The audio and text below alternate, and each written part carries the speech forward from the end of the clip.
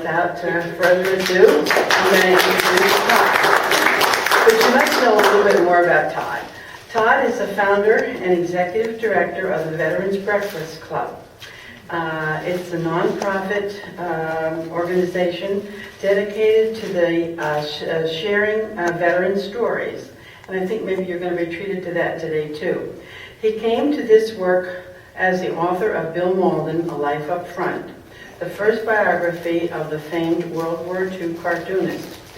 Todd has edited 2 collections of Mauldin's cartoons, Willie and Joe, the World War II years, and the just-released Willie and Joe Back Home. He is currently writing and co-producing a documentary film about Bill Mauldin to be aired on public television. Todd has a PhD in American History from Yale University and is a professor at Waynesburg University, where he won the Lucas Hathaway Award for Teaching Excellence. Here, hold on 1 second. He lives in Mount Lebanon with his wife and 2 daughters, and he's almost a neighbor of mine. We're only a few blocks away from each other. And now it's my pleasure to introduce Dr. Todd B. Pastina. Thank you very much, Betty. I was here last year to talk about Bill Mauldin, and I loved this group. And I was just reminded a few seconds ago of why I love this group. Bob Purple said, well, I hope you can stay and have a few drinks after this talk. And I said, well, unfortunately my daughter has middle school orientation tonight, so I'm going to have to leave. I'll have to leave by 6. And Phil said, well, I have some Listerine that could cover the smell on your breath. And I realized why I love this group so much. As Betty mentioned, I'm the director of the Veterans Breakfast Club, and all we're about, really, is to share stories, especially World War II veterans, of their time in the service. And Karen asked if I could come and kind of do at our breakfast, or do here what I do at our breakfast, which is we select a theme, and we turn the microphone over to you to share your stories. And I know that you're going to be doing that later this weekend. You're going to be, I think tomorrow, you'll cover basic training, maybe Saturday the home front, and of course what the combat experience was like. And so today I thought I would focus on 2 themes. One is getting in, going into the Army, and the second is coming home. And I've just talking with so many World War II vets, I've discovered that I usually thought it was a kind of a straightforward story. You got drafted or you volunteered and went into the Army. But I've learned that often it's more complicated than that.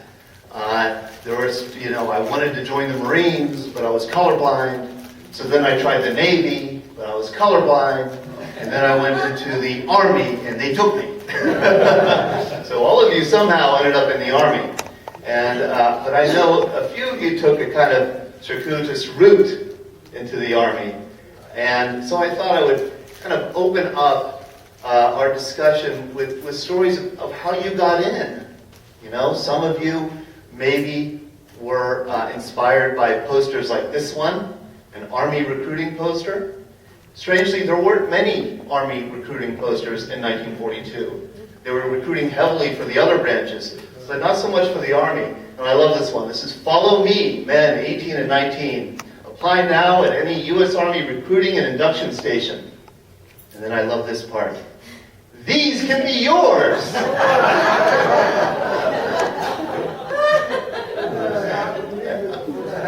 I guess some of you guys got some of those along the way. And I bet you a few of you had them taken away, too. Just from my guessing. Some of you maybe came in because you got one of these lovely notices in the mail. Greetings.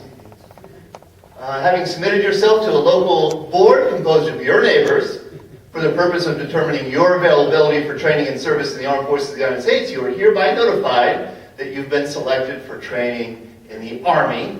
And then you were given an address to report to and told that you would be transported to some induction center somewhere and that you were to bring 3 days worth of clothing. So maybe some of you got one of these notices.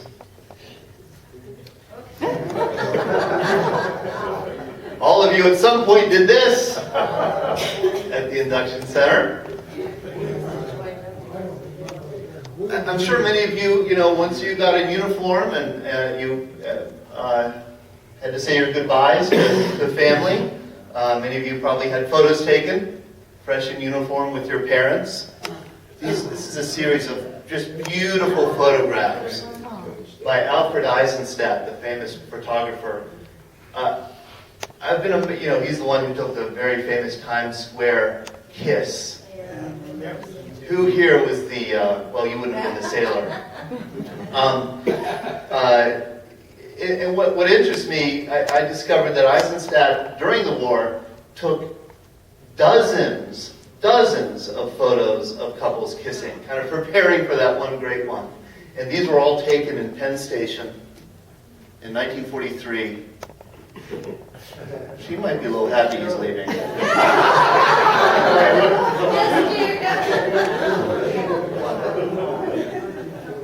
These were all taken in Penn Station in 1943, 1944. That's me.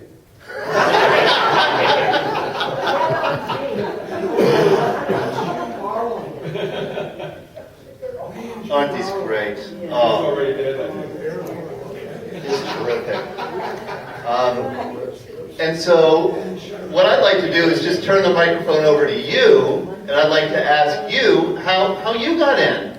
What was your life like before you joined the Army? Before the war, what was it like? I imagine many of you were probably in high school when Pearl Harbor happened.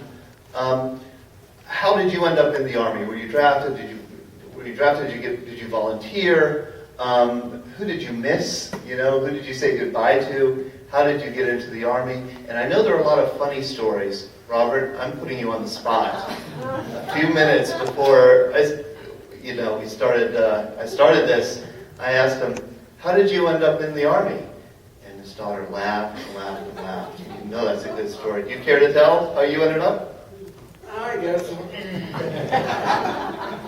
He was one of the old ones. Well, I was 26 years old when they drafted me. I was married, unemployed, but I worked in the shipyards. You ever hear of the New York shipyards? Well, I had a boy that I thought was a friend of mine. So I gave him a loaded cigar. What you said, you had a deferment. I had a deferment. Deferment because working in the shipyard. But I gave him a loaded cigar. So the tight son of a gun, instead of smoking it in the shop, he took it home. And he glued it up on the JB Van Skyver sofa. Burnt a hole in it. Well, the next day, he gave me hell. 2 months later, my deferment was gone. Oh, I was in the service. I said, there's practical jokes on getting them in Army. I didn't mind it because I had a lot of fun in the service. You did? I had a guy was going to kill me because I said he was a pig farmer. Suey. He was going to come up and shoot me in basic training. Jeez, he doesn't know. He doesn't But I was a leader when I was in the service. Really? I wouldn't have guessed. I get overseas, and we ended up in plowing. We had an old Tennessee farmer that believed in all this religious stuff. And we had these pamphlets that said the Germans were going to turn into werewolves. So I called him and asked him on the phone. He always allowed everybody in Germany to learn. So Carly was in his service. He threatened it. He said he was so mad about him making wolf sounds across the bay that the guys stood up and screamed. They weren't supposed to be talking. They would scream, Carmaid, if the Germans don't kill you, I'm going to kill you before we get out of the service. So you got in the Army because you gave your boss a loaded cigar and you lost your deferment. And it burned his And he furniture. set his sofa on fire. This guy was a famous furniture man. A brand new sofa this wife ordered. Would anybody else like to share their story of how they got in or what they were doing maybe when Pearl Harbor happened? Did you think you were going to be drawn into it? I teach class, so I will force people to participate. I'd like to find out first, real quickly, of us veterans here, how many were enlistments? Okay, and how many were drafted? And how many were in the reserve or National Guard and called to active duty? Any? One? Okay. Well, I was among those I was in high school. I graduated from high school in May of 1943.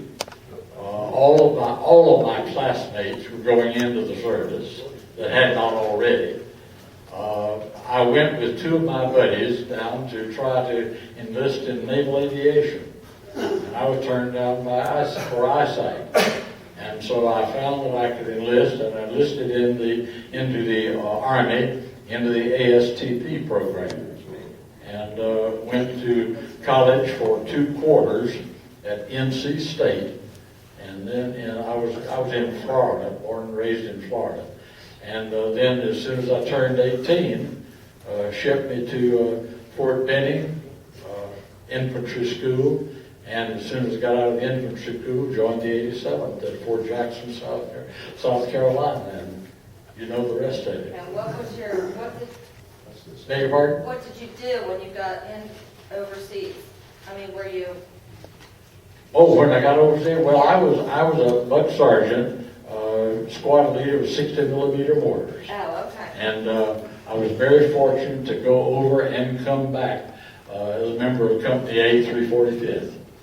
What happened to the mortars? What's that? What happened to the mortars? Well, the problem with mortars was, and we're getting away from what he wants us to talk about, but what happened to mortars was we were basically outgunned by the Germans. I'm just kidding, just You kidding. give me a hard. You just give me a. Mitch, you're just giving me a hard time. Okay. But no, it was one of those things. You did your job and hoped that everybody else did theirs. So you were in the Army Specialized Training Program, and that was you had to score above 120 on the Army IQ test. Right. And I tell 143. 143. Wow. Wow, how'd you? Wow. Wow. You'd think with that I would have been smart enough to stay out. The ASTP, what an interesting program. You're going to do a 4-year college degree in 18 months. Okay. Wow, did they work you guys hard. We worked hard, but they abolished the ASTP. Yep. While I was in basic training. NC State. There we went. Any other stories about anybody who was drafted or?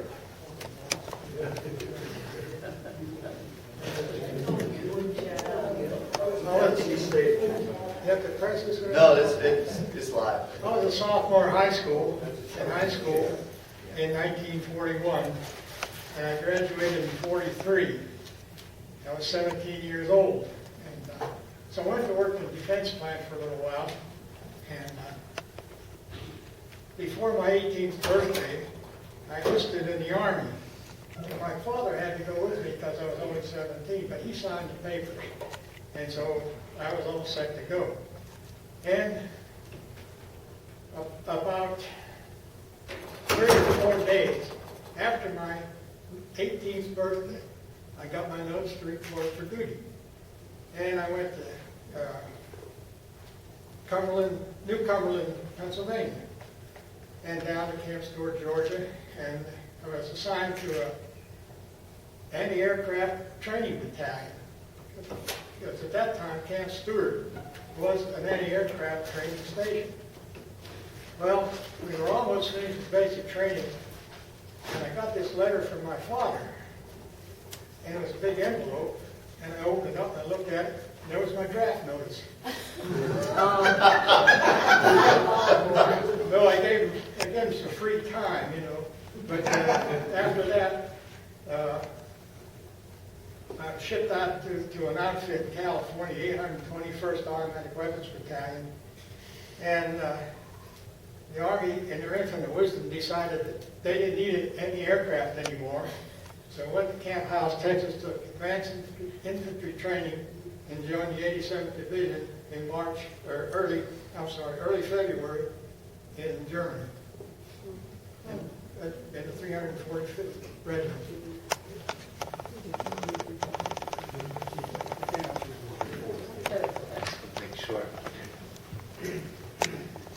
John McCullough from Worcester, Mass. I was at Holy Cross College in my hometown of Worcester, taking the pre-med course. But when I went into my freshman year, they had the Navy ROTC up there. The first year the college had that. And I'm proud to say the Navy ROTC is still at Holy Cross after all these 65 years. I think it's the only college in the country that has that program. Well, anyway, I had a dispensation from the draft. I was down to my draft board early and had signed up in my sophomore year. But I kept getting deferments because they expected to have doctors and dentists, and they deferred those students. And I went to college during the summer months. So actually, I graduated in 3 years. But when I graduated, I lost the dispensation and I got drafted. But a good friend of mine who went into the Army with me, training down in Wheeler, Camp Wheeler, Georgia, he was from Malden, Massachusetts. Actually, he was born in Italy. And his father didn't want him to go to school under Mussolini over in Italy. So he brought him to Massachusetts. And he started working on the roads and things like that. But he took a course in welding, became a master welder. And he was welding battleships and aircraft carriers at the Quincy Navy Yard. But they no longer needed those ships, so he got drafted too. And that's how I met him down at Camp Wheeler, Georgia. We went overseas together. We were in the same water squad together. We came home together. But he died about a few years ago.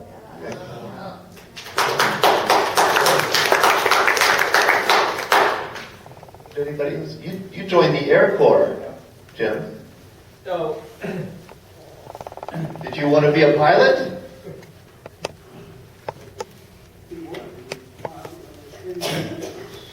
I'm Jim Ogden, L346. I had a kind of an interesting experience. I finished high school in 1942, went to college in the fall of 42, left college in January of 43. Since my father died, I went home to help support the family. Now, I went to work for a small town newspaper, and I was just learning to be a linotype operator when I got my greetings in June of 1943. So I reported to the 5th Regiment Armory in Baltimore, which was a center for induction. Traveled to Camp Lee, Virginia. Was in Camp Lee for 4 or 5 days, and then shipped out to Jefferson Barracks, Missouri, outside of St. Louis, where the Air Corps had a training program for engineers and other personnel. I received 8 weeks of Air Corps training. I was offered a chance to work in the wing headquarters, where I was doing personnel work. We processed the service records of people who were coming in and going out. And I was at this until just after Thanksgiving in 1944. The need for infantry was so great that the Air Corps started combing units to get people who were fit to serve in the infantry. And I was one of those who was selected. I went to Camp Maxey, Texas. The barracks were so run down that we couldn't live there, so they sent us over to Camp Howes and trained for 6 weeks, what they called advanced infantry training, which was a joke. And then we were shipped overseas. I wound up with Company L346. I was telling a couple of people that I guess the worst experience of being a replacement, as I was not knowing anybody. When I left Scott Field, I didn't know anyone who was in the ship, because I was the only guy from Section 10 who was on that ship. When I left Camp Howes, the only guy I had any close relationship with was a fellow named Ogers. And by golly, before I got to the replacement depot in France, he was gone. He'd gone somewhere else, so I knew no one. Until I got to L Company I didn't have any personal contact with anybody. That was the worst part of the replacement. Yeah.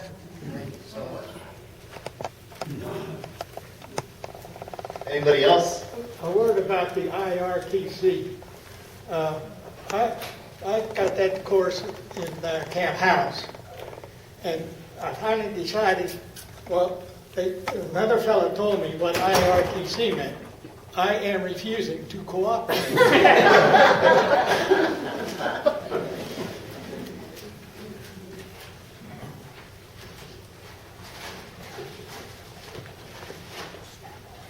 My name is Jesse Bowman. How many in here know anything about the CCC camp? The rest of you are just boys and girls. I left home in 1938 when Roosevelt put on this program during the early days in the Depression. Back in the 2930s, a lot of people about starved to death. You're talking about hard times. They were hard. I went into CC camps and stayed 2 years and got right much Army training.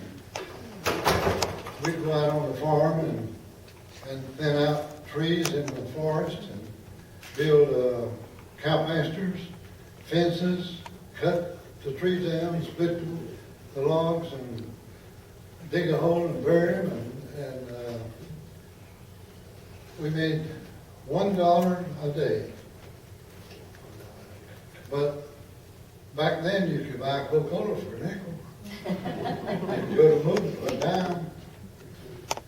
But we dressed like Army. We had Army fatigues. And most every day before we went to chow, we'd line up outside and we had to take a shower right quick and put on the best we had. And I had a pair of pants, had the crease sewed in. The lady over on the hill did my washing and ironing for about, I don't remember how much it was, but it wasn't much. I only made $30 a month. And I gave my parents $15 of that. But they'd line us up, and the sergeant would come by and pick out 4 or 5 of the best dressed soldiers, and you had to have your hair combed. And he'd pick out 5 or 6 and have them stand up here, and then he'd go by and look at them. They would take 1 or 2 out, and if there was about 4 or 5 left, we got a free ticket to the movie, which cost 10 cents. But we did get some good training, and that was in 1938, 1939, and 40. Well, I escaped the draft by working for Shuford Mills. They had some government work to do, so I was deferred.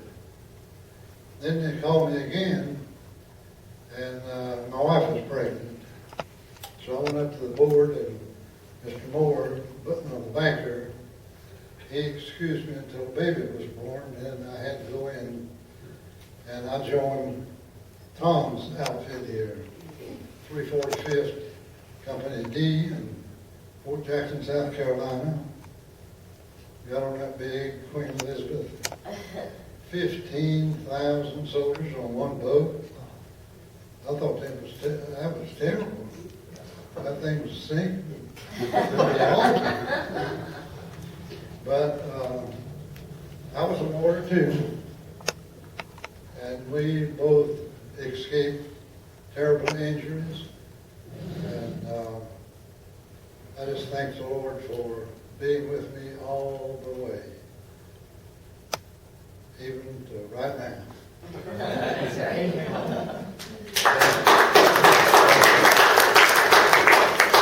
I taught a class last night on World War II, and I told my students, this is the generation not only lived through World War II, but the Great Depression.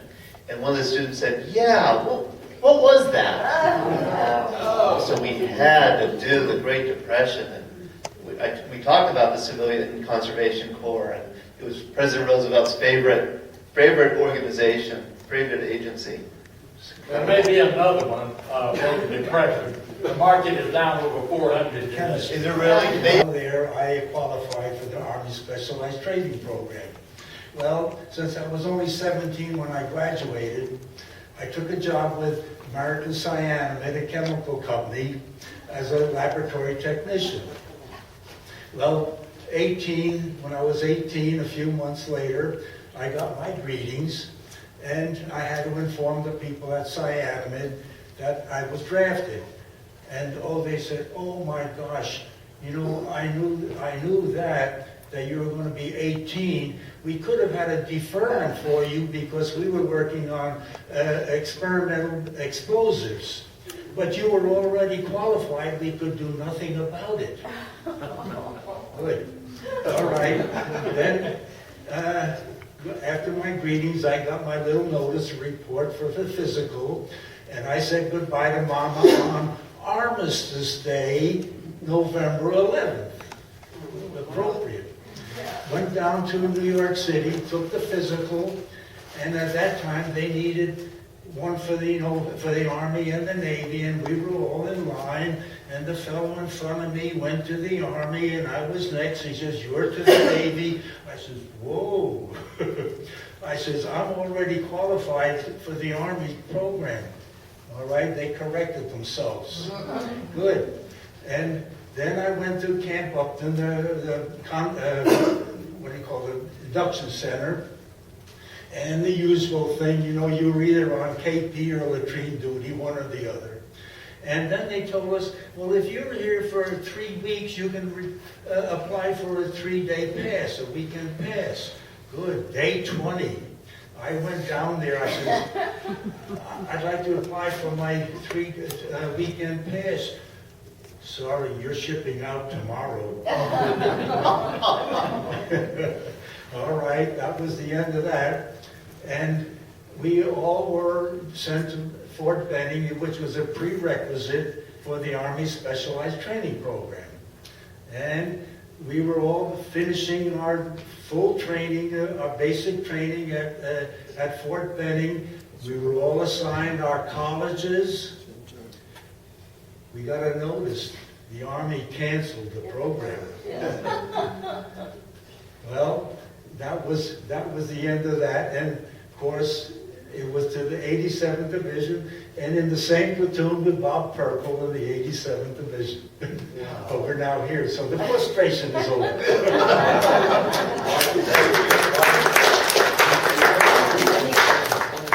Trained is something they never knew, Bert. Oh, you do? There was one thing when they drafted me, they took me down to the draft board and said, what are you, 1A? I said, no. I'd like to be a 4F or a 2B. What do you mean a 2B? I want to be here when they go and be here when they come back. You're in there. Maybe a sweeter topic is coming home. This is a photograph. I don't know if the 87th Division, were you in one of those cigarette camps? Yeah. Lahar? So this is Lahar, May 1945. Malden did a great deal about his experience coming home, and in fact, just this month, not to give myself a plug, but my next collection in the Bill Malden series, Back Home, these are all his cartoons from 1945, 1946, when Willie and Joe come back home. And Malden himself, he wanted to kill Willie and Joe, just to let you know, on the last day of the war. He told his editor he didn't want to bring Willie and Joe home. Willie and Joe would have been dead long ago. He didn't feel right about bringing them home, so he had a cartoon where they get killed on the last day of war, every soldier's nightmare.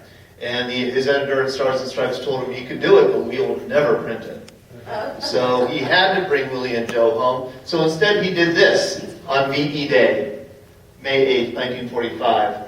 Willie and Joe there in a bunker, and they're looking over at a German. Says, how the hell with it? I ain't standing up till he does. My favorite. He gave them shaves. If you see Willie, tell him I'm looking for him. He swiped my razor.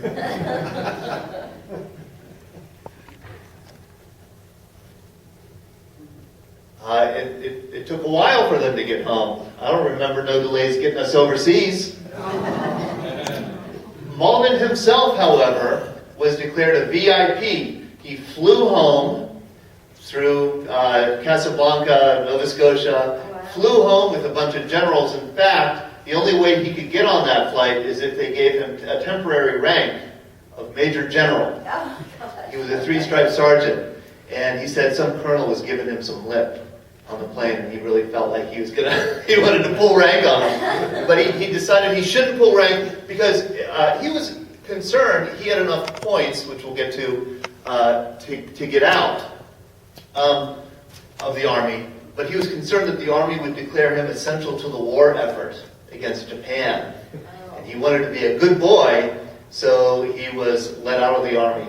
You guys might remember the point system, officially called the Adjusted Service Rating. And it was they had this system ready to go for VE Day, and they declared May 12th our day, which was the day that the point system was instituted. You needed 85 points for enlisted men, and you got to go home. You got 1 point per month of service, 1 point per month overseas, 5 points per battle star, 5 points per Purple Heart, 5 points for Bronze Star or Soldier's Medal, and 12 points per child. So you go home and you tell your wife, I need points.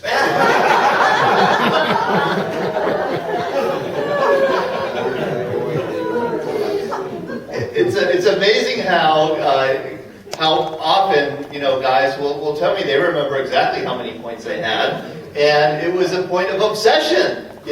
How many points? Is there another few other points I could squeeze out to get to 85? Here's Willie and Joe in a movie theater. You see this soldier here with stripes up and down his arm and all kinds of medals, and this love scene here. And Willie leans over and says, "He must be worth at least 200 points." Willie finally goes home. "Come to daddy, you little 12-point rascal."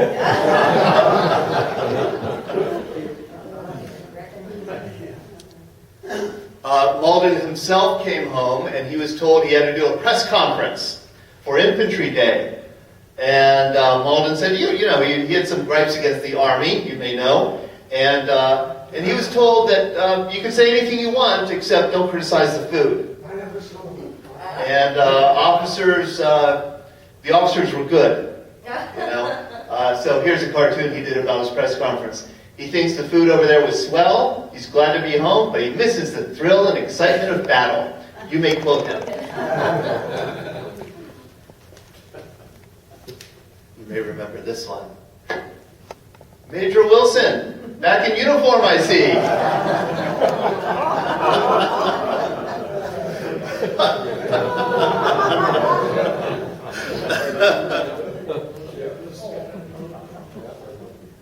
This is a picture of Malden meeting his son for the first time, who was born while he was overseas.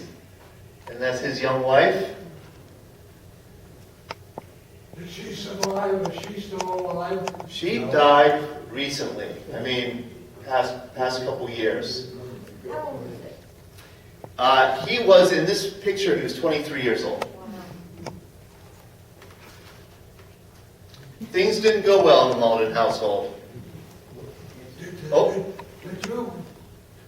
Did you talk about the feud that General Patton? Yes. We covered the feud with Patton and Malden last year.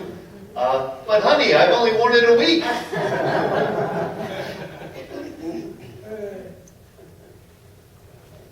And this is one of my favorites. Willie, with all the packages and baby stroller, sees an old Army buddy. "How's it feel to be a free man, Willie?" And I would love to hear your stories of what it was like to come home. I'm still glad to be home. Do you remember coming home? What's that? Do you remember coming home? Do I remember coming home? Yeah. Well, I remember when we came in West Point. The ship was the West Point? The West Point, yeah. Okay. And I'm a New Yorker. So I was looking for the part of Brooklyn where my parents lived. And I remember seeing a sign on a warehouse as the ship glided in. It said, "Welcome home, job well done." I cried then, and it still brings tears to my eyes, the sign, "Job well done." Wow. Yeah. So, What a memory. thank you. What a beautiful memory. Thank you. I didn't have to earn 85 points. In fact, by the time I was discharged, which was May of 46, I think I only had 43 points. I was in the 87th over there only for a little over a month before I had trench foot, ended up in the hospital. And when I got out of the hospital, they signed me the MPs. I started in Paris. I was in Paris on VE Day, and that was kind of fun to be there. But of course, it wasn't the end of the war. Then I went into Germany. I was in Germany for about 8 months, I guess, as an MP, and finally came home in the spring of 1946. So there was no brouhaha celebration saying the war had been over for some time.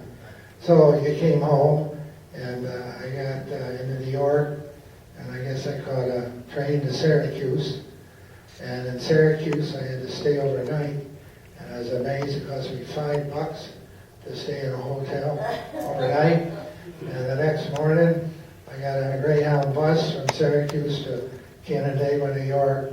Okay. I lived on the main highway, so the bus stopped in front of my house. I got out, I was home, so that was it. My mother was at work, my dad was there, so Dad and I spent the rest of the day until Mother got home. So it was just kind of coming home like you came home from going to the movie or something. Nothing special, but being home, of course, was great. Oh. And did your mother know you were coming? Or was she surprised? I have a story. I have a story to tell. I think should be told. I was in Times Square when the nurse and the sailor kissed. I did not see that particular kiss, but I was very close by, and there were a lot of sailors and some soldiers in Times Square, and all of them were trying to kiss some young lady. Most of them didn't succeed. How about you? How did it turn out for you? I didn't succeed. But I've written, I'm a journalist, and I've written about it. I think it's going to appear in the Rochester newspapers around PJ Day.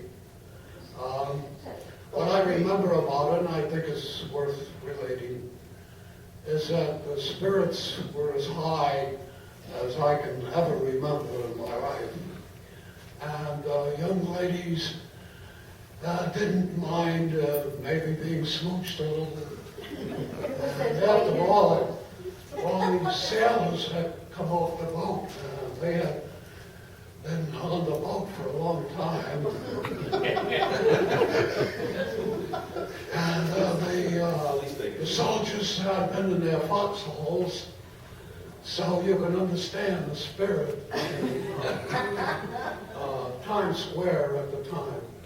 I was very, very close to where that sailor and the nurse, I did not see it, but the reason I can say that I was close is I can orient myself when I see the picture. Yeah. I can orient myself as to where I was relative to where the picture was taken. Yeah. The hearing came out on me recently. I don't think it had anything to do with what I heard overseas. Thank you very much. I do too. sorry to be back again, but you did a commercial, I'd like to do a commercial. And start out by saying that Curtis Shoup was the only member of the 87th to get the Medal of Honor. And as I look at his picture and his dress uniform, he's got a pair of wings on the lapel. So he must have been one of these men. He must have been in the Air Force, like somewhere in the Air Force and so forth. And he ended up in the infantry, and he was killed over there in Tulay. Now, the commercial I want to give here is that, as Mitch Wells knows, at our dinner Sunday night, his Medal of Honor and some of his other medals will be given to a representative of the National Infantry Museum, and they'll be transferred down there to Columbus, Georgia. We have a booklet of other items that reflect to Curtis Shoup and his service, and we're going to have a couple of possibilities, sessions here, which I know just new, and I imagine Karen's going to somehow get it posted, so that if anybody wants to see and handle the medal, want to see a film of his company commander, many of these people knew Bob Watson, on Memorial Day, in respect to Curtis Shoup. So if you're interested in it, there are going to be a couple of occasions where we'll take about an hour and meet in one of these rooms and show the film, and you can look at the medals and look at the notebook. Thank you. They're behind you also. My memory of returning home was a little sad because I was at barracks guy at Fort Devens before my points became ripe, but one of the people that was at Devens committed suicide in the shower, and we found out later that it was because his wife told him not to come home.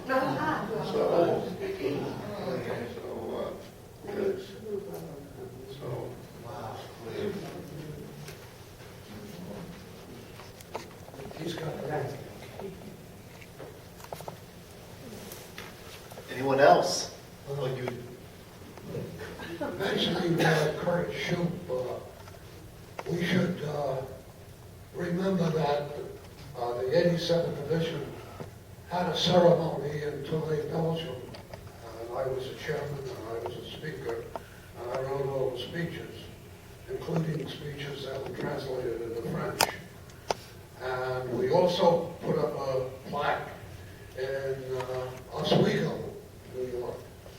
He lived, Curtis Shoup lived in Scriba, New York, right outside of Oswego. And he went to high school in Oswego.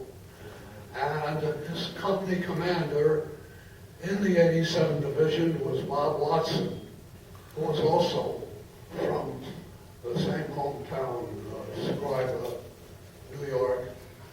And the reason that Curtis Shoup enlisted in Buffalo was that, and Buffalo was 300 miles away from Oswego, New York, if you look it up on the map. But his father, Curtis Shoup's father, was a Protestant minister, Episcopal minister, and he had a church in Buffalo. Curtis Shoup was visiting his father and then decided to enlist. So he enlisted, and on his Medal of Honor citation it says, enlisted in Buffalo, New York. That's correct, but it's misleading. He was not from Buffalo, New York. He was from Scriba, New York, which is near Oswego. I did not come home with the 87th Division.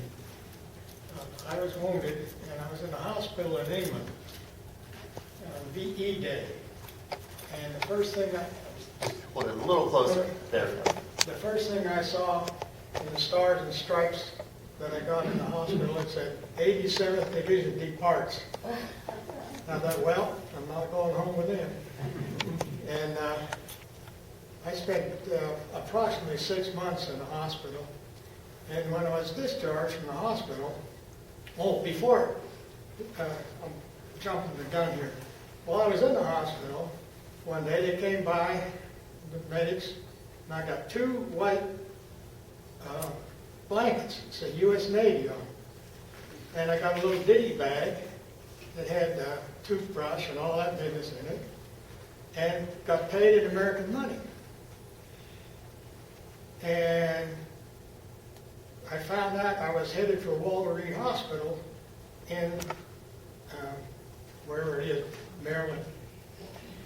But about 3 days later, VE Day happened.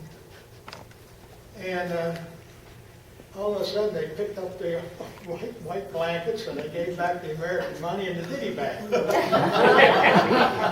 And I went to a Rectal Depot in Paris, outside of Paris. And one day they called my name and gave me a railroad ticket, and we were on the interurban line there. And I went to Paris, and I was picked up at the railroad station, and I joined an outfit called the Fighting 13th Traffic Regulation Group. And I spent my time there until they finally sent me home. So it was kind of a disappointment when they picked up those blankets. I knew the jig was up.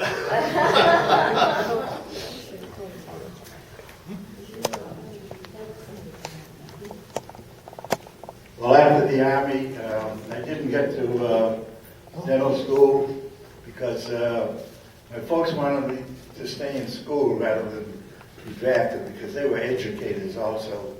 My aunts brought me up, and they made sure we got a good education. So I could have been drafted, but they wanted me to stay in school, and I did. Eventually, I did get drafted when I graduated and was sent to the 87th Division. But coming home, we came home on the West Point, the USS West Point, which was formerly the USS America. And it came into New York City with the 347th and 345th Regiments aboard. We came into New York City, and one day I went for a stroll out on the decks, and I went out on the forward deck, and there was a guy out there with a submachine gun. And I looked around, and there were about 10 or 12 Japanese. And they all had slide rules. They were wondering where they were going, I guess, or what was going to happen to them. A few weeks later, when I got home, I went to the movies. And in the Movie-Tone News, I saw the picture of the Japanese. What were they? They were captured in Germany because they were studying about the atomic bomb from German scientists. That was very unusual. Wow. But anyway, before I went back to school, I worked on the railroad. My brother came home from the Navy in the South Pacific, and there was the 52-20 club in those days. For 20 weeks, you got $52 a week if you were unemployed. Well, my brother and I, we went to work. I was a small fellow, but we went out and pounded spikes on the railroad out in the town of Westboro. They were laying new ties, and so we put in new ties and tracks. It was hard work. Every time I tried to put a spike in, it bounced off the rail. My brother said he could spike him in 3 shots. Bigger fellow than I was. But finally I got accepted to dental school down at Georgetown University. We had 100 in the class, and they were all veterans. Navy, Army, Marine, Navy commanders, everything. I had a roommate for 2 years. He was 38 years old, going back to dental school. His hair was snow white. He had blue circles under his eyes. He was a company commander in the 45th Infantry Division. He told me he saw, out of the 250 men that went through his company, only 2 survived, a private and himself. And he'd come up from school, he'd lay back on the cot looking up the ceiling. I didn't want to disturb him. I knew what he was thinking about. But anyway, one of the fellows in my class, his name was Fred Nyland. Well, he was a paratrooper. I knew he was a paratrooper. We didn't talk about our service because we were concerned about getting marks and going to class, going to school. But years later, I found out that he was the paratrooper who the movie Private Ryan was made after. Frederick Nyland lived up in North Tonawanda, New York, up near Buffalo. He had two brothers. Two of them were killed at Omaha Beach in the 4th Division. The third one was a prisoner of the Japanese. They thought he was killed, but he was a prisoner. So they were not going to let, if you saw the picture, another son lost.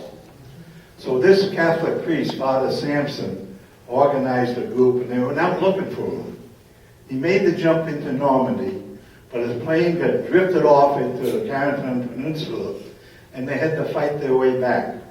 Well, anyway, they found him. They took him out of the service, and they brought him back to North Tonawanda, and they put him in the National Guard. Well, down at school, I never knew that he had that experience. But he died around in the 1980s. Of course, he never knew this picture was made about his experience. Fascinating experiences in this room. Wow. How many of you were on a 30-day furlough waiting to be shipped to the Pacific? Do you remember when you heard that you weren't going because the war was over? Do you remember that? Where you were? Yes, the division was to have a 30-day furlough in the United States, and then we were shipped to the Orient. I'm a Pittsburgher, and so I was to return to Indiantown Gap on August 15th, and that was the end of the 30-day furlough, and that was VE Day. And so not a lot of guys ended up at Indiantown Gap on that appointed day. So what a pleasure to know that we would not be going to the Orient.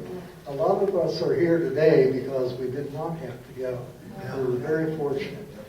What I liked about the 30-day furlough is that I came home on a Sunday, and Monday morning, the piano accordion I had picked up at Klingenthal, Germany, on the border of Czechoslovakia and Germany on May 5th. I sent it home. It came Monday morning. So I taught myself to play the piano accordion during the day. At night, I was spending time with my girlfriend. What a wonderful 30-day furlough.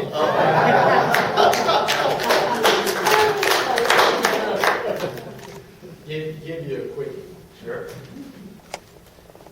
As you know, when we came back on the West Point, went through Camp Kilmer, New Jersey, and we were not given 30-day furloughs. We were given 30 days delay in route orders when we were to report back then to Fort Benning, Georgia. Were they called 30 days delay? 30 days delay in route. Delay in Now, route. the reason I know that is because when our division was deactivated and all of us at Fort Benning were shipped supposedly to the separation center nearest our home, I was sent to Camp Blanding, Florida. There was a huge number that got shipped to Camp Blanding, strangely enough, including General Culin, who was commander of the 87th.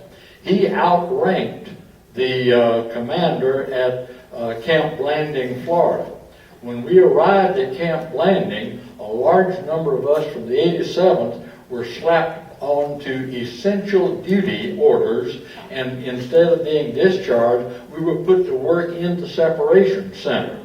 This infuriated Culin, and he issued an order that superseded the base commander, saying that all men who had not had a furlough in the last year would be given immediate furlough. And we in the 87th were on delay in route orders, not furlough. So I immediately got a furlough and got back to go back home and spent the most of my time before I was discharged on the 3rd of November, 45, on furlough because of Culin and because of us being on delay in route orders.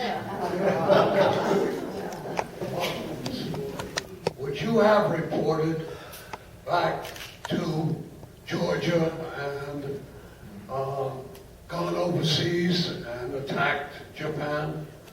How many would have and how many wouldn't have? I don't think I would have.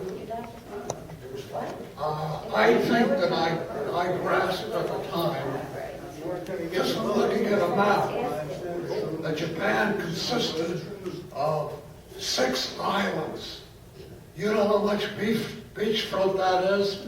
Compare that with D-Day at Normandy Beach, and come to some conclusion about casualties as compared to Normandy Beach, when you have 6 islands that are probably 10, 20 times as much beachfront as you had in France. You can come to your own conclusion about how bloody that would have been. So, Mitchell, you asked them, would you have reported? Yeah. Or the other option was what? Desertion, AWOL? Well, that's, if you don't report, that's desertion. And you think you would have deserted rather than report? I think so. I think I came to the conclusion at the time that one war survived. One war is enough. And I think I would have made my plea, probably to deaf ears, Yes. as they clanked me into a jail, Yeah. that I had served my country, Yeah. and I had survived, and I deserved a fate better than to have to attack Japan's 6 islands. Wow.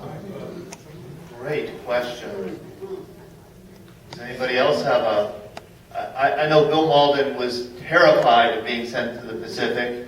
He was spooked when one of his mentor, one of his best friends in Europe, Ernie Pyle, was killed by a sniper's bullet on an island off the coast of Okinawa in April. When that happened, he got spooked. Malden thought he wouldn't survive if he was sent to the Pacific. And the Army could have, even though he had enough points, could have declared him essential. He said, I'll just be drawing Willie and Joe with palm trees. I don't want to do that. And he was very desperate to get out of the Army. Would anybody else have? Did anybody else have thought of it? He would have gone back. If they- You would have gone? Yeah. I don't think we had any choice. I would have obeyed orders and gone back. I told him I was going for his physical. You said, excuse me? No. Todd, I think this gentleman over here raised his hand.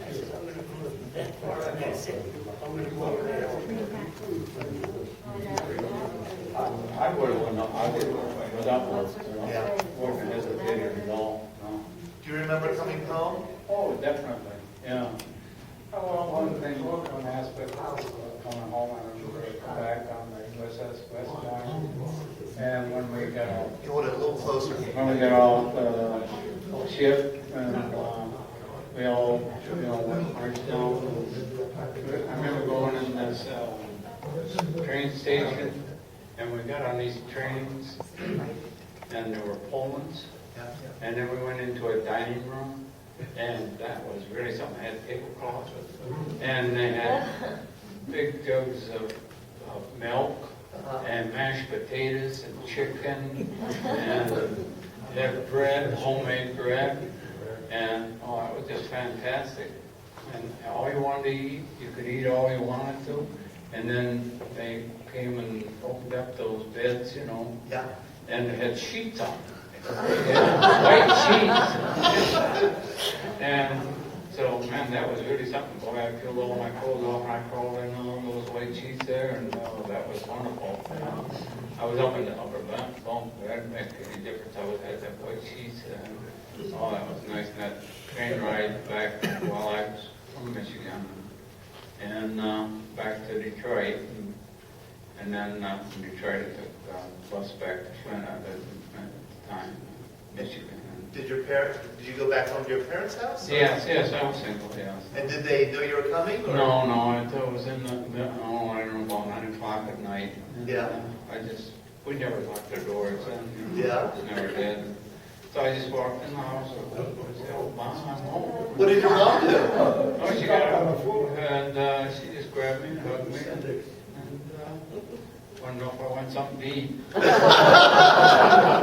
You said, no, I ate on the train. I was only 19 then. What a great memory. Those poor mothers, that's what I think of. The mothers, fathers who suffered so much with their sons being overseas. Does anybody else remember maybe seeing their mother or father or girlfriend for the first time? Do you care to talk about it?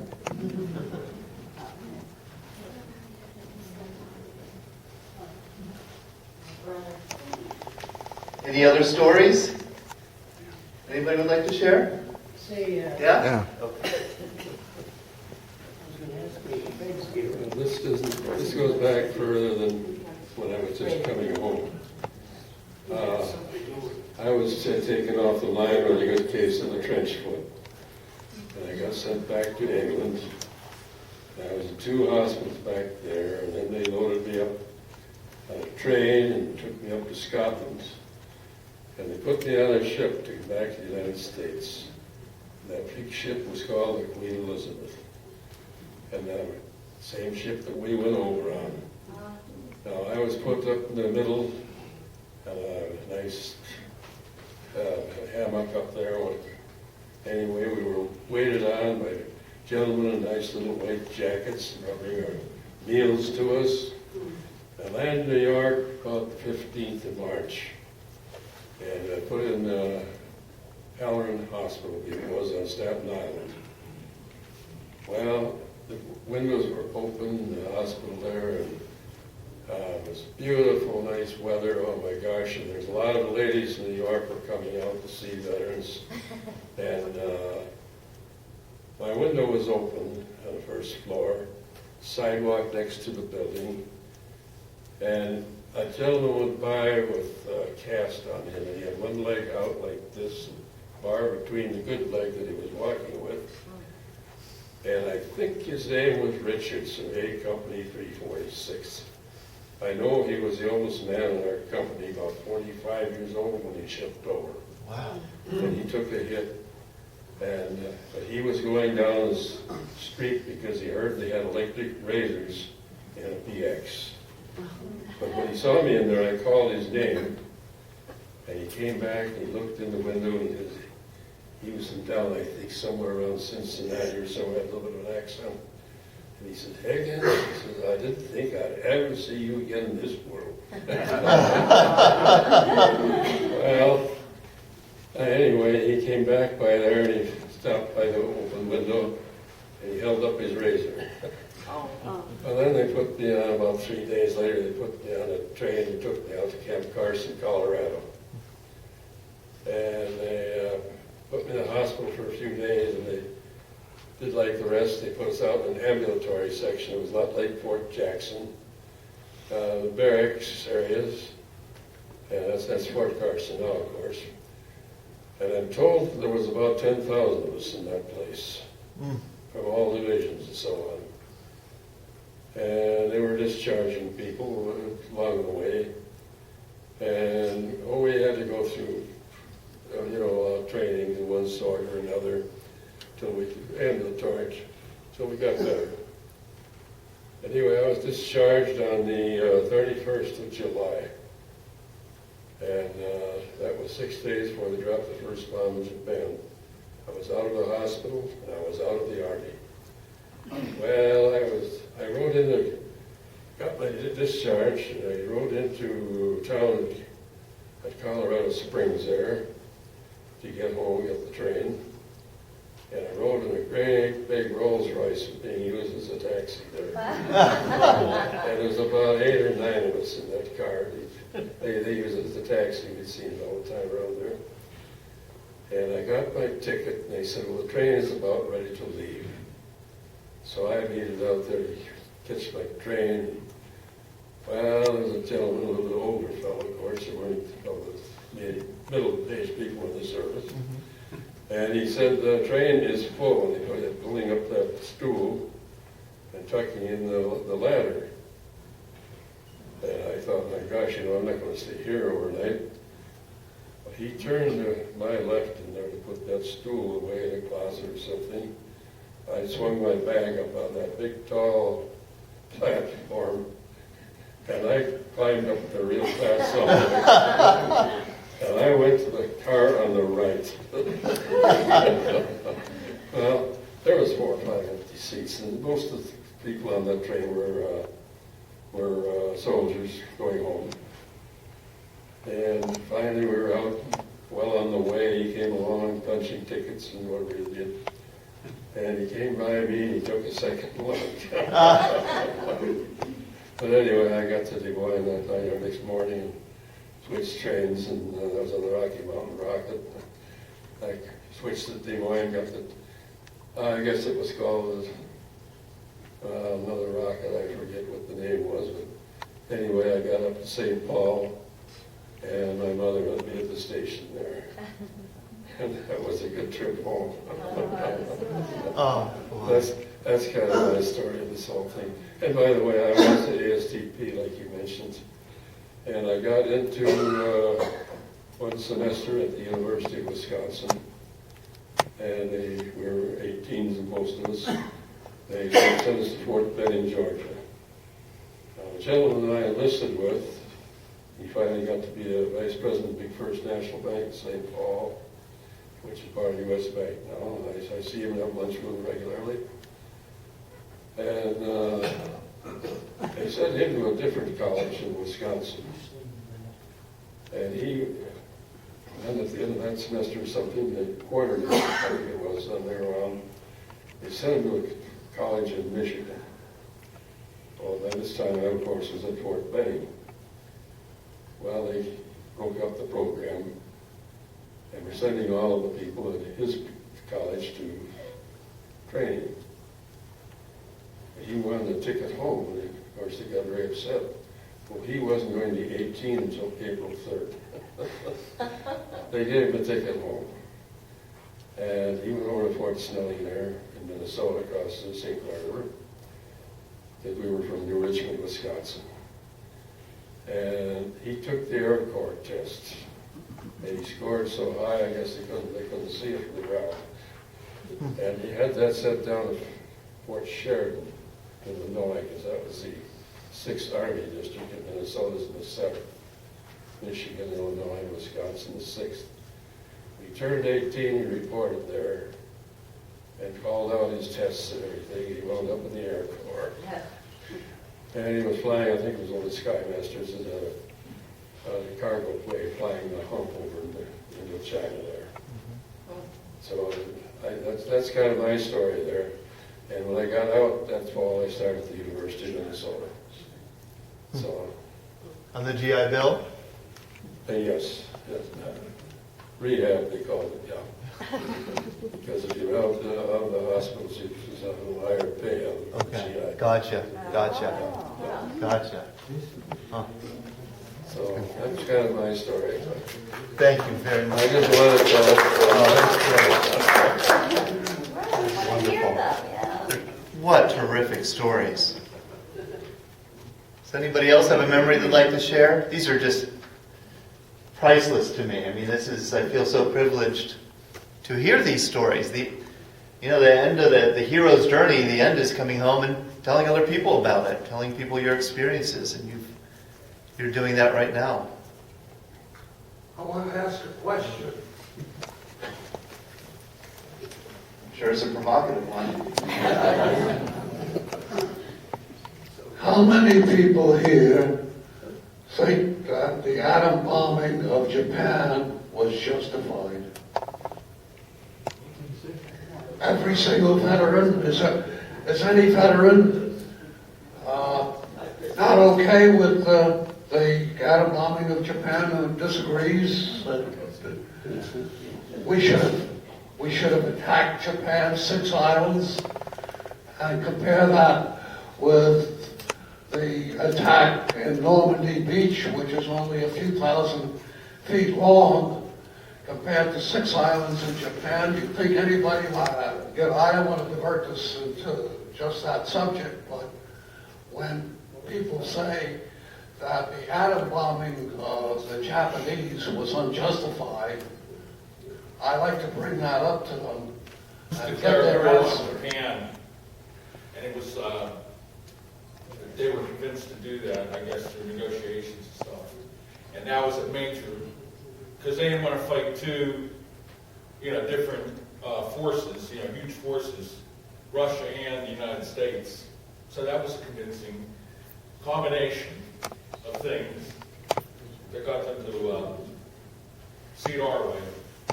We could turn this into a seminar on the end of World War II. It is a complicated story. It does involve the declaration of war, the Soviet Union declaring war against Japan the day after Hiroshima. Are there any other stories?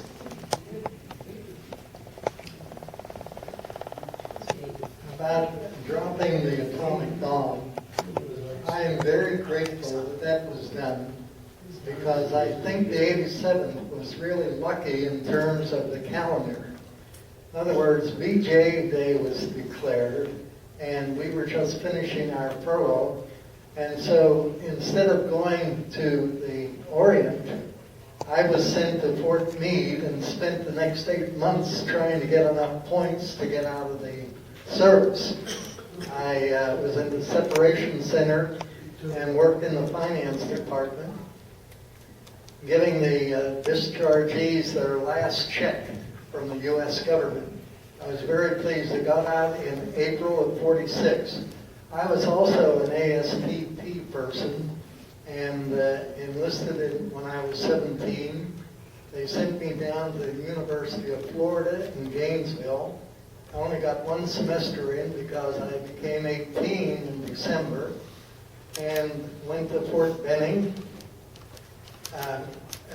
for basic training at ASPP. That was a 13-week cycle.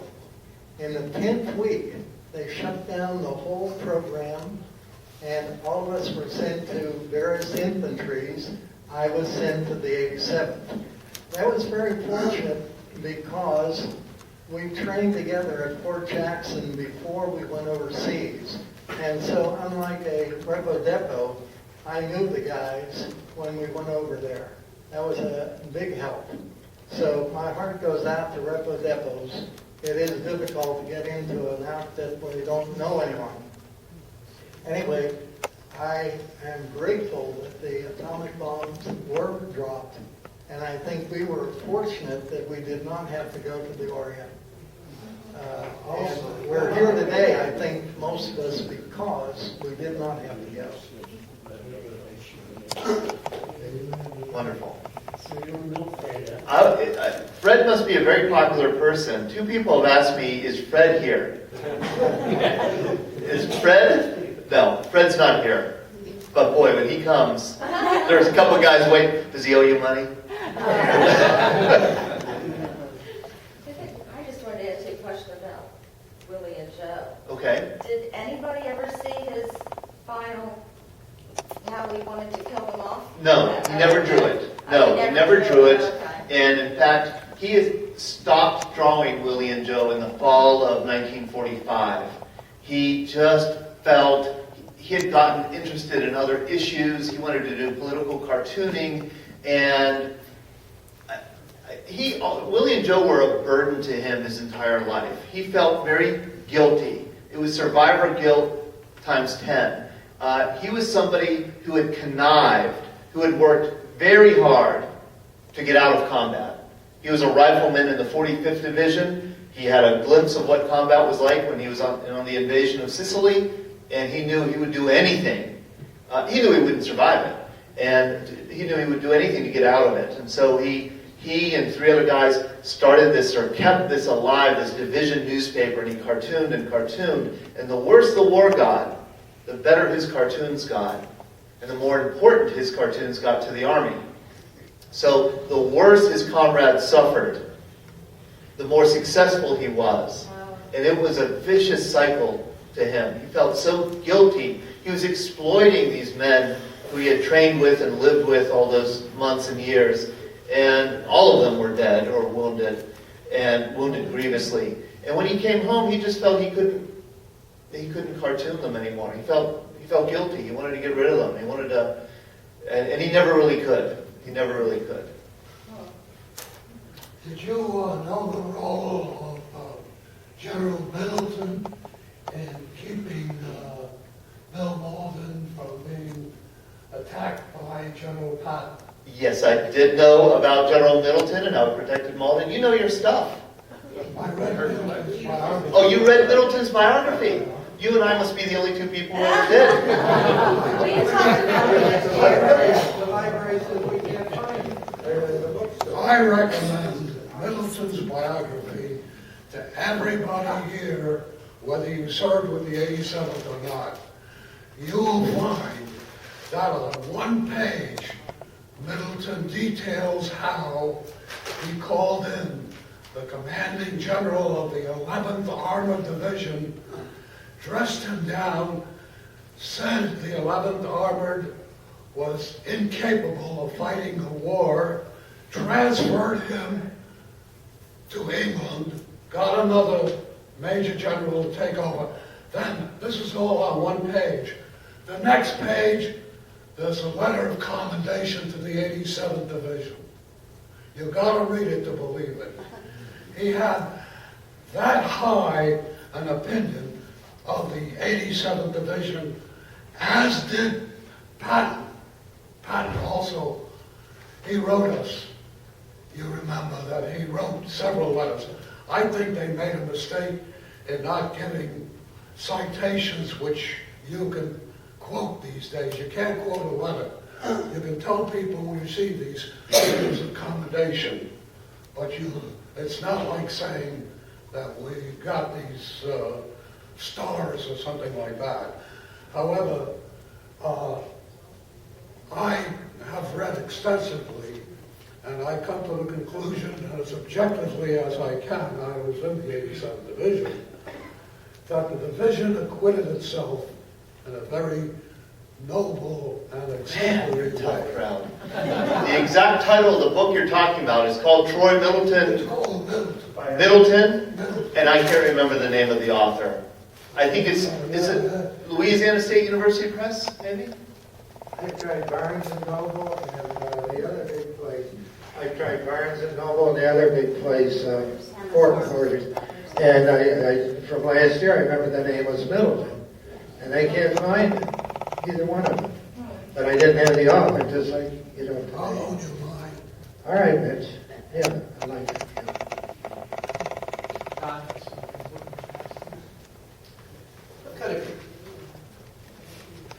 I'm kind of curious, when talking about when you came back, I guess before Benning, being prepared, at least you thought you were going to the Pacific. What was your feeling about that? What was the group's feeling? Can you remember how most people felt about that? I'm just kind of curious. I mean, you all certainly sacrificed a lot in the European theater. You know, just me thinking about it now, I'm thinking, wow, you guys should have just been said, people should have said, thank you very much, go on home, enjoy the rest of your life. But instead, they're thinking about sending you to the Pacific. What was the thinking? What was the feeling? Were you just resigned to the fact you were soldiers, you're going to do your duty, or what? Well, basically, that was kind of beside the point, because most of us were on that 30-day delay en route when the bomb was dropped, and I know I was in my hometown on VJ Day. So the war was over, and us going to the Pacific to fight was completely in the past when we reassembled at Fort Benning. And so there was absolute joy and elation among all of us, I believe, certainly for me, that we were not going to the Pacific. And then when we learned that the 87th was the first Army Division to be deactivated at the end of the war, we were really on cloud nine. But Tom, so Nick, I'm sure I understand this, but didn't you know before you went on your furlough, or your, whatever you call it, lay en route, The lay en route. that at the end of the furlough, you expected you were going to be shipped to the Pacific, Yeah, right? that's correct. So that's my point.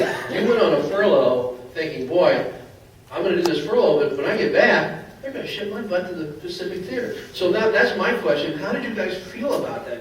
Were you anxious about it, or you just resigned to the fact you were going? Yeah, it's like Or you what? could relax. It's not like you could relax. Right. I say, My feelings was that I made it through the combat there in Europe, and I was going to go be shipped to the South Pacific, the invasion of Japan, and I just figured I wasn't coming back. Really? Yeah, You assume that you would not yeah. survive that? No, I was lucky I made it through the one. I wouldn't know you. Did you all know that, combat in the Pacific was going to be way worse than Europe? Did you have that sense? We knew that it was different, Yeah? because there's a difference between invasion Yep. as it was at Normandy. Yep. There's such a difference between the Pacific War in the invasion of island after island after island, including what would eventually be the main islands of Japan. And they knew what it was going to be like. Okinawa is the largest of the Japanese islands outside of the main 4 islands of Honshu, Hokkaido, Kyushu, and Shikoku. And I know those that lived there for a while. But we knew it was a very different war, and a much more deadly war on the invasion of shores of islands as it was crossing a combat crossing of a river, of the Rhine or the Mosel, as well as the invasion at Normandy. It was just very different, and we knew that the percentage of casualties was tremendous. How many in the room were scheduled to go to the Pacific? I know, but some were wounded, some were out of the Army. And how many of you, okay, you're going to the Pacific, how many of you assumed that you wouldn't be coming back? Had thought it through that much? I assume I never thought You- you were coming back. You never did? You never thought that you were never coming back. Really? Never thought that you were never coming back. You did. Come home. Yeah? You worry. Yeah? And said, I'm always coming back. So you are an optimistic person? I think we all were. I think we were all optimistic, but we weren't given the things that we had like I think we were all optimistic at the time, but we didn't realize that we had 96% casualties from the 87th in Europe. So I think if they published those kind of figures, we would have been pretty much worried.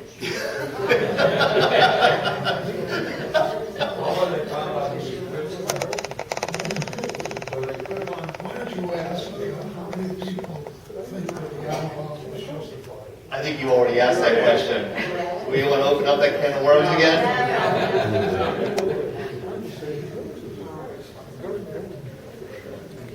Okay.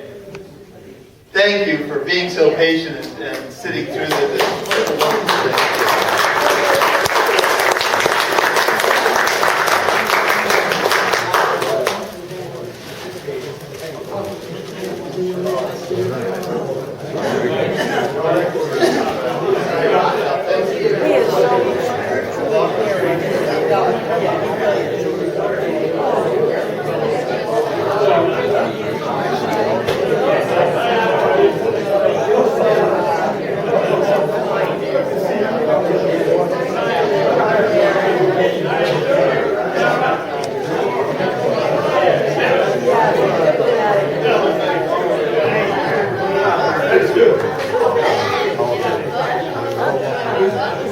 Whose is this? I need to know it all, right?